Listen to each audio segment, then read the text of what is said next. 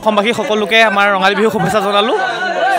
আমাৰ এক পৰম্পৰা আছে সত্ৰৰ, আমি বহাগৰ প্ৰথম দিনটোত আমি যদি গাত বোকা লেপন কৰোঁ আৰু তেতিয়া আমাৰ বছৰটোৰ বাবে চৰ্মৰ ৰোগৰ পৰা হাত সাৰিব পাৰোঁ বুলি আমাৰ এটা বিশ্বাস আছে আৰু সেই বিশ্বাস অনুসৰি আমি বহাগৰ প্ৰথম দিনটোত বোকা খেল খেলোঁ আৰু লগতে আমি অসমবাসী সকলোলৈকে ৰঙালী বিহু শুভেচ্ছা জনাইছোঁ।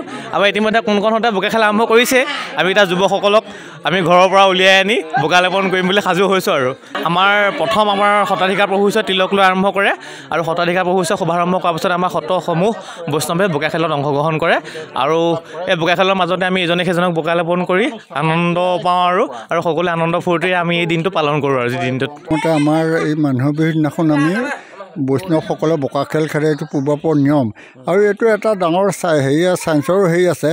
ইয়াৰ বোলে বছৰকলৈ খৰ খজুলি যি থাকে এইটোৰ সংক্ৰামকো গুচি যায় বুলি প্ৰবাদ এটা আছে। আমি সেইমতে চলি আছোঁ এতিয়া। গোটেই সত্ৰৰ চাৰিহাতী বৈষ্ণৱসকলেই খেদে, বিশেষকৈ ল'ৰাবিলাকৰ ডেকা ল'ৰা বুঢ়াবিলাকে আৰু এনেই মাহ হালধি সানে, বাকী ল'ৰা আৰু ডেকাসকলে এনেকৈ ফূৰ্তি কৰে আৰু সানি মেলি। আৰু এইটো এটা পৰম্পৰা, আমাৰ এই নিয়ম, সেইমতে চলি আছোঁ আমি।